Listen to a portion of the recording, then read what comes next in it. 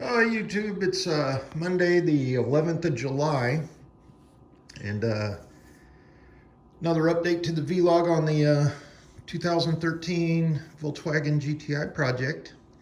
As you can see, I got the engine and the transmission back in the engine bay, and just wrapping up the final electrical and hosing connections. One thing I will mention is the wiring harness that goes behind the intake manifold for your fuel injectors, your fuel rail. Make sure you put all of your connectors onto your fuel injectors, as well as there's one connector that goes onto the very, let's see here, there's a connector right there. You can see it. Right there. That connector goes on the side of the water pump. You want to put that on there before you mount your intake and get it clamped down, as well as before you put on any of your hosing, your piping that goes to your radiator. Reason being, you'll never be able to get the clip for the #1 cylinder on your fuel injector. Because it sits basically right above the oil cooler. I can't really show you right now, but it's up in there, basically pretty much right behind where that bolt is where your fuel injector is. And yeah, that clip, you'll never be able to get it on there, so make sure you do that. It's also better to go ahead and mount that wiring harness bracket with the little clips onto the fuel rail. There's some little holes that it kind of clips in. Do that and then put the plugs onto the fuel injectors, as well as mount that. And then your crank sensor, or knock sensor, it's actually the back of this green plug, but it routes behind, up, over, and then into that clip or that little bracket. And you can't put that bracket on here until you put on your intake manifold. So a couple of words of advice there. Also, make sure when you're mounting your expansion tank hose, as well as your fuel vent, you want to make sure that you trace the metal lines that set above the heat shield back there, and you connect the proper one on this side, as well as the drain and your vent over here. Reason being, you don't want coolant going into your fuel tank or fuel going into your coolant, and you also don't want anything that's going to be having vacuum pressure from your vacuum pump here ending up with fluid in it, whether it be fuel, vapor, whether it be coolant, etc. So make sure you do that. So on this side, it's really easy, and then you just trace them, and you got to be careful because those two metal tubes kind of cross right back here above the turbo inlet pipe, and then you're going to come right over here and then down here. Also, there's one little prong or little right there. I've got it covered up with some tape, but that little nipple will go back to your top fuel core line. Now, when I was taking off the piping, when I was doing disassembly, I broke the nipple off of one of those. It's like a plastic adapter thing. It's almost like this right here. And it clips onto the metal, onto your heater core on the firewall. Well, I broke one of those, and of course I had to order a couple of more, and then I've got some lines coming. So you can see I've got one pipe ready to go on, and then this pipe right there, this connector here, will go up to the other heater core line, or nipple. Other recommendation, make sure that you do not put on your secondary air injection here until you have mounted this line, as well as this little elbow on the side of your cylinder head. Reason being, you'll never be able to get that little Allen bolt that's underneath there that sits behind this clip here. So put that all on and then put this on there. Ask me how I know. All right, I do need to do some cleaning over in here. There's a lot of old dirt and stuff like that. I'll get cleaned up, and then I do need to, you know, just where my greasy hands have touched everything. I'm reusing the majority of the hoses. I'm checking all the O-rings and everything like that. One thing I will share is on the inside of these, you know, a lot of manufacturers use these little, there's a metal clip, retaining clip, and then there's, you know, you got your plastic kind of adapter that kind of plugs over whatever outlet it is or inlet. Well, inside there's an O-ring, and you can see it right where my thumb is. You can replace those O-rings, and that'll help freshen up a lot of stuff, and otherwise you could have the potential for leaks. Now, anywhere that you have a clamp, obviously go ahead and clamp it right back down, you know, metal or what have you. And then these little special little pinch connector things, make sure they click whenever you put them in. Just update on that if anybody's doing this kind of project. Now, what I typically do when mounting an engine is I go ahead and I get it set in there. I go ahead and put the engine mount and the transmission mount, as well as the lower donk bone. They call it, I think, a pendulum mount. There's mounts on the side of the kind of the transmission underneath there, and then it goes to your subframe cross member. I go ahead and I put the bolts in there, and I hand tighten them, and then I lower the engine down, and it's going to find its happy spot. And the reason I do that, as you can see how there's kind of some wear marks on this side of what these holes are kind of like an oval. And so you want to make sure that your engine kind of finds its little happy spot where it's going to sit. You know, that's millimeters, you know, maybe a full centimeter that it can move right or left or passenger or driver side. But that has enough effect on how close your damper is and everything on this side is to the frame, as well as your transmission on this side. So I am reusing those engine mounts and that transmission mount. I think they're going to be okay. If need be and we need to replace those, it's going to be really easy to replace. I mean, basically just, you know, lift the engine up just a little bit, support it underneath, unzip the bolts, put new bolts on. There you go. Now the dog bone underneath, or the pendulum mount, if you will, those have one-time use bolts, and there's a big bolt that goes in the rear. I think it's 22 millimeters or something like that. That sucker gets torqued down to like 100 Newton meters and then plus 90 degrees. So obviously at one time, if you break that off up in that subframe, you're going to have some fun drilling out that bolt. And I'm finding out some kind of manufacturer unique issues. One of them is every GTI that I've ever seen, this windshield wiper fluid reservoir tank here, the fill tube is always broken somewhere. And it would be real nice to just buy that little fill tube here. However, Volkswagen and all the other aftermarket suppliers, you have to actually buy this and this.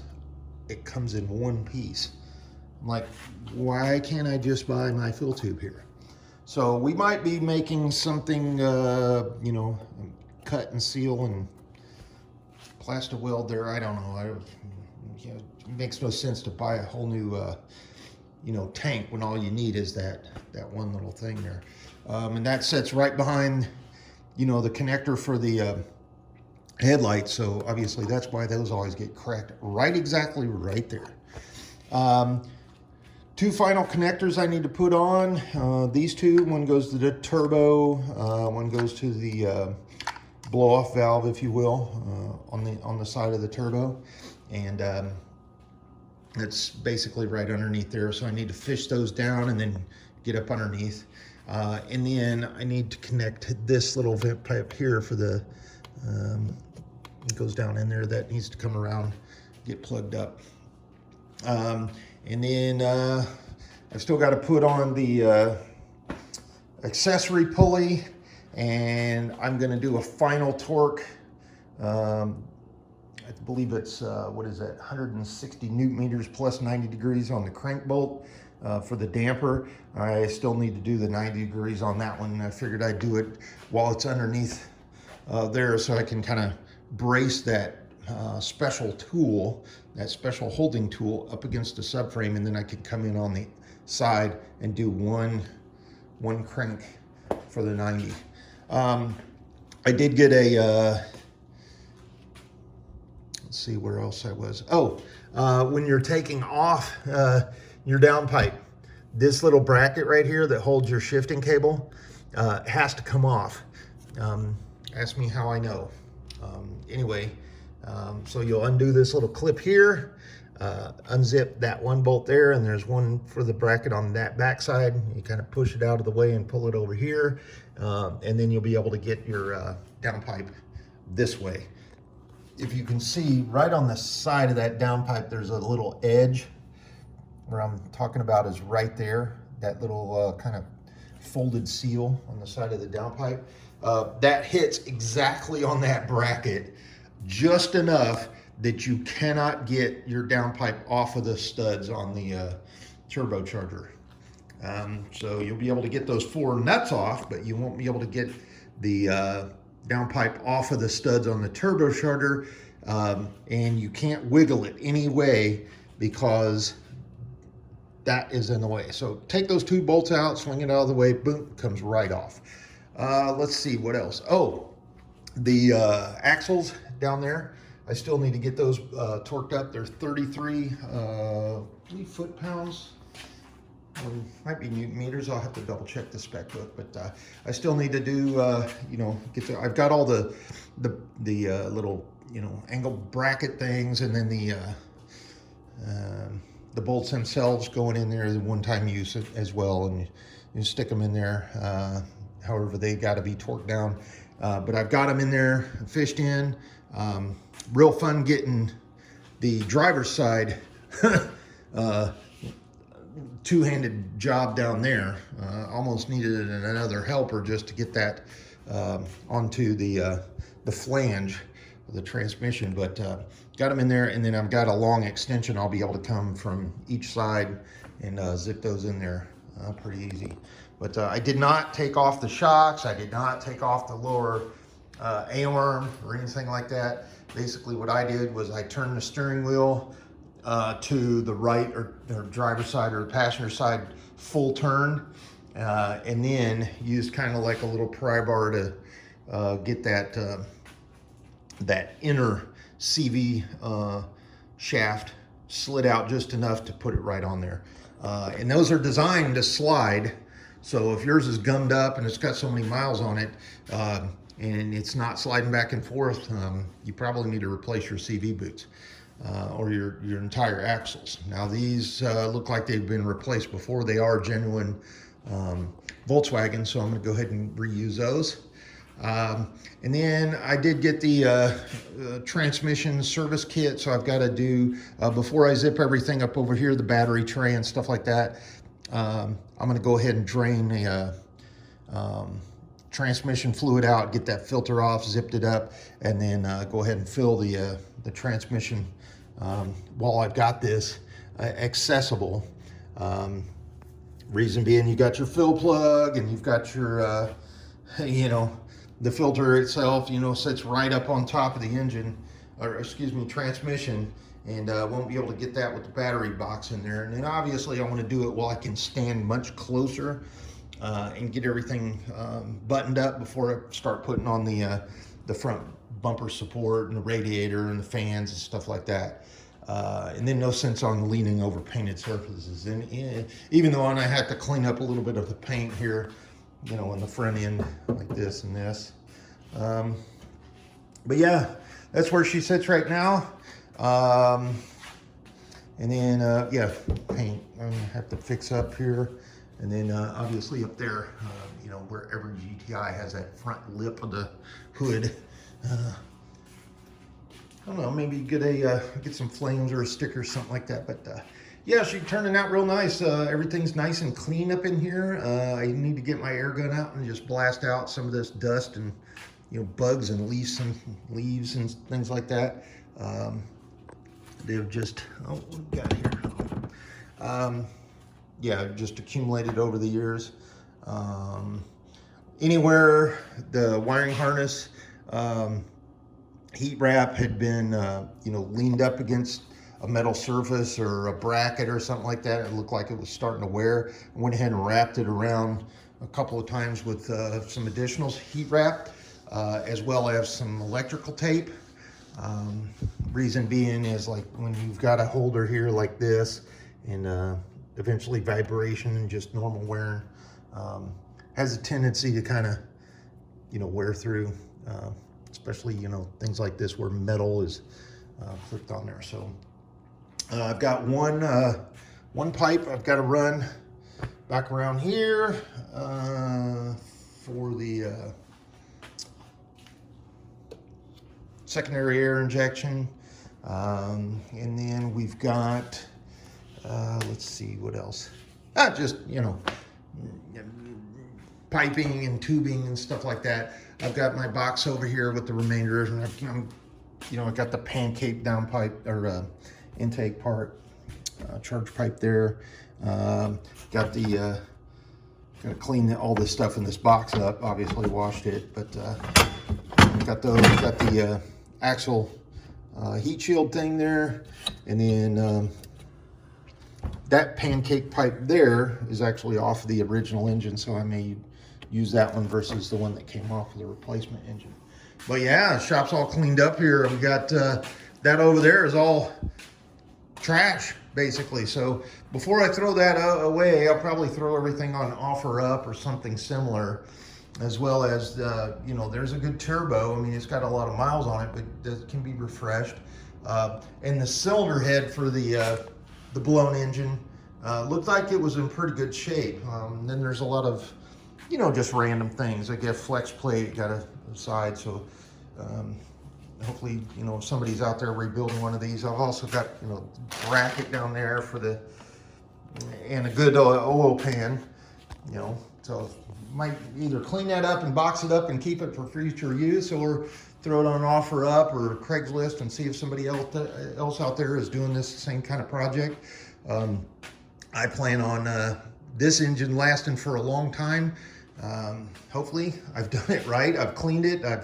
I did go ahead and get the upgraded coil packs stock. They're just Bosch, whatever. But I got these in a kit from ECS Tuning out of Ohio. So, and then, you know, throttle body, cleaned that up. I did not take off the servo motor or anything like that. I just, you know, cleaned up the butterfly and everything like that. That is the one off of the original engine, and the reason I'm reusing that is because the plugs or the plug connector for the this wiring harness in this car plugged into that one, but not the other. Like I said in one of the previous videos, sometimes there's little tiny differences between engines. Your high pressure fuel pump, your vacuum pump on the rear cam is different. You've got this little adapter here, the heater line. The way that connects all up is different on this engine versus the other one. And then some do not have air conditioning. Some may have an additional accessory that feeds a line off of this adapter here, whereas in this case mine does not. And then secondary air injection, some vehicles don't have it. So the other thing I'm going to do before I button this all up is I'm going to go ahead and bleed all that old cruddy fluids out of it. Obviously that brake fluid is probably 300 years old. It's dark and black and everything. And then I'll get that cleaned up, and then I've got to go and go around the brakes and everything like that. And then just, you know, it's going to take me a year. You know, to get this. But this, the engine bay is wrapping up. I wouldn't wrapping up. It's getting closer to being done up in here. But then I've got to go source like this heat felt. I've got to redo paint. I've got to, you know, quite a bit of stuff, because this little salvage project hopefully will turn out, you know, something like this. And this took me about 6-8 months, but I come out here about an hour and a half a day, and just little by little, and some days I don't come out. But anyway, here's where she sits, and I appreciate everybody watching. This is more, you know, just a vlog, just project status and progression, and you know, a couple of little tech tips here and there. There we go. So talk to you later. Appreciate everybody watching. We'll take another one sometime later this week. Bye.